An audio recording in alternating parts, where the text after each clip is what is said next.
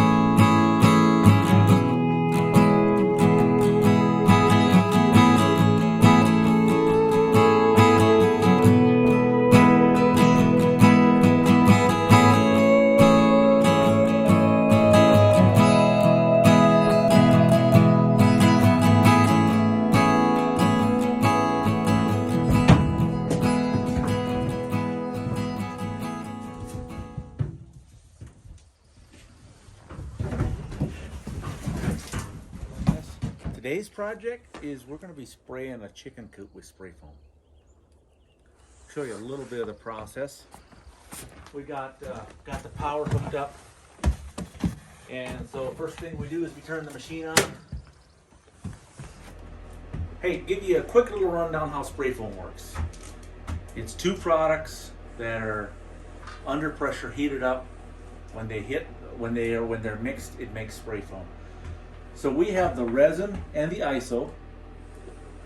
Both these products are completely separated until they get right up to the tip. So we have a transfer pump that pumps into the machine.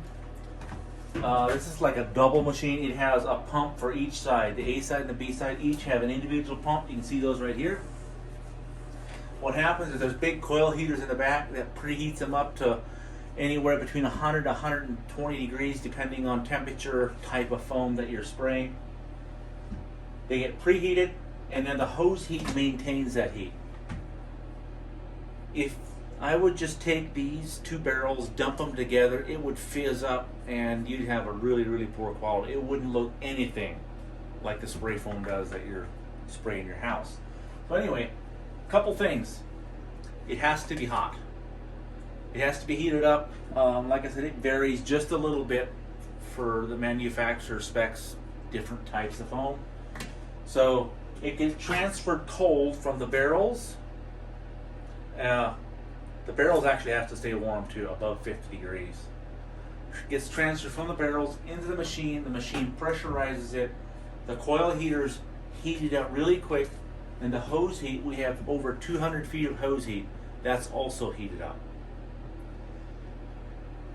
Ideal spraying pressure is anywhere from 1,100 to 1,400 pounds. And these two products are separated until they get into this mixing chamber. This is a mix chamber that's on the inside of the gun, obviously. But if you look, there's a little tiny hole here and here. These holes don't come into the mix chamber like this. They come slightly offset. So let's say 1,200 pounds of pressure. They're slightly offset. That's the mix chamber. With that much pressure, that much heat, when it comes through here, it shoots out, and when it hits whatever you're spraying against, it's mixed, and the chemical reaction makes spray foam. This stuff was discovered by accident. There was some chemist that was trying to come up with something, and he came up with whatever he was mixing up, came up with spray foam. And they discovered it had good insulation value. This system has come a long, long ways in the 20 plus years that I've had experience spraying it. The products are a lot greener, they're a lot easier to work with, they have better solvents. The guns and stuff are way better. There's a lot less maintenance. This is one of my favorite tools for cleanup. When you spray the foam, it's a little erratical. It comes up like 400 or 500 times the original application that you spray. So if you happen to hold the trigger half a second long in a corner, that'll just fill up and bulge out. Great cleanup tool. You can grind it down. One of the things I like about this is when you hit a wire, you know it. If you hit a wire with this, you won't know it until after the wire is cut, and then you've got repairs. Obviously the light, we use this quite a bit in crawl spaces, dark spots, and just a little handheld blower. Blow the junk around as we're doing cleanup. First thing we gotta do is we gotta mask off anything that we can't have over spraying.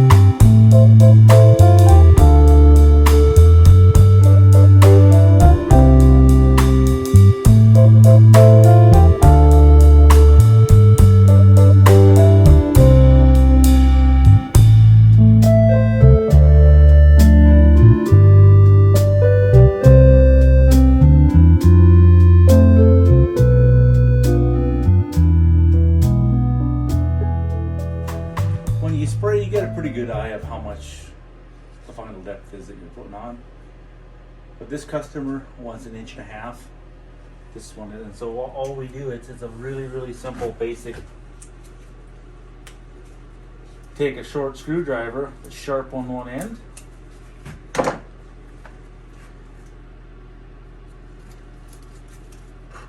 and you make a mark at 1.5 inches, and then as you're spraying, what you do is you shove this thing in and see if you have the right depth. I've seen some guys that were supposed to get 4 inches and they had anywhere from 2 to 6. Very irregular. There we go. When that hits the outside to there, 1.5 inches.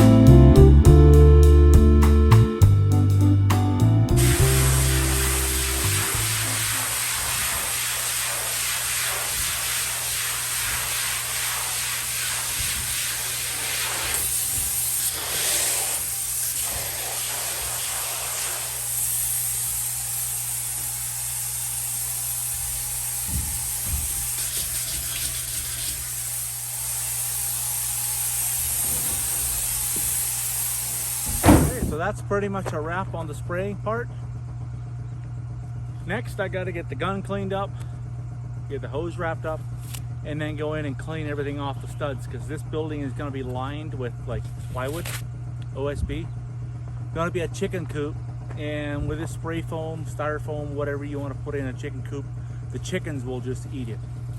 They'll sit there and peck away at it and think it's good until it's all gone. Everything they can reach, they'll eat it. So it has to be covered. So I need to just scrape the studs off, and we'll be out of here.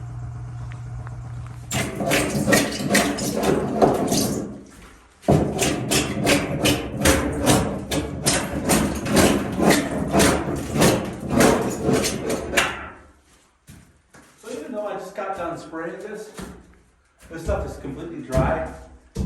In another 4 or 5 hours, it's going to be completely cured to the max for the most part. It's not like something you have to put on and wait 4 hours. You know, like you might have seen, I was spraying it and I would stick my little depth finder in there in about 20-30 seconds. So it sets up really fast.